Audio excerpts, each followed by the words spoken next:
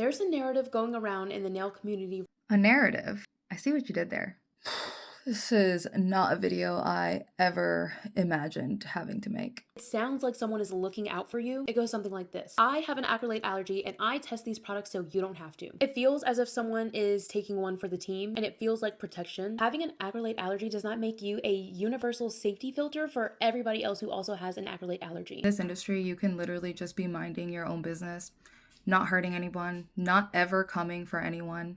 In fact, quite the contrary, because all I ever did to Hallie was support her, be all up in her comment sections, try to help her, share her videos, post them in my own stories, and it's still going to happen to you.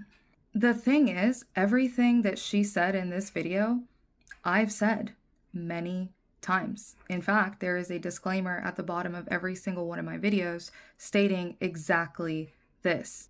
It would appear like common sense that what works for one person isn't going to work for everyone. And that doesn't just apply to acrylate allergies and nail products, that applies to literally everything. This is a universal thing that just because somebody loves a product doesn't mean it works for everyone. So it begs the question, what was the point of that video?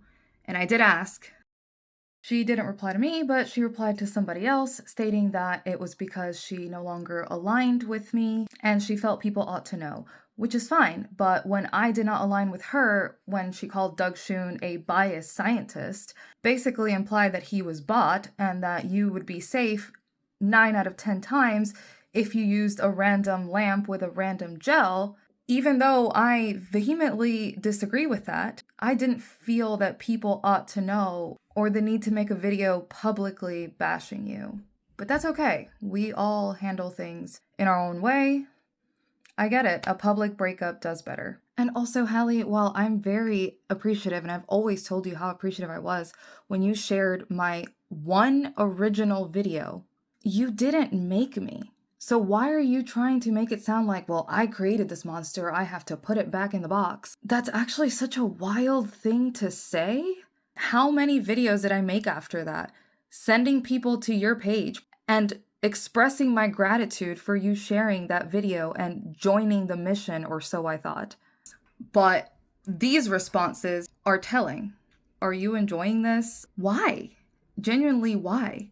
This is someone I thought was my friend, who through private conversation knows what my intentions here are, as well as the science behind all the brands I promote because we've talked about it at length. I just can't help but feel, based on the meme replies, the way that this was said and worded, that this wasn't a warning, this is drama.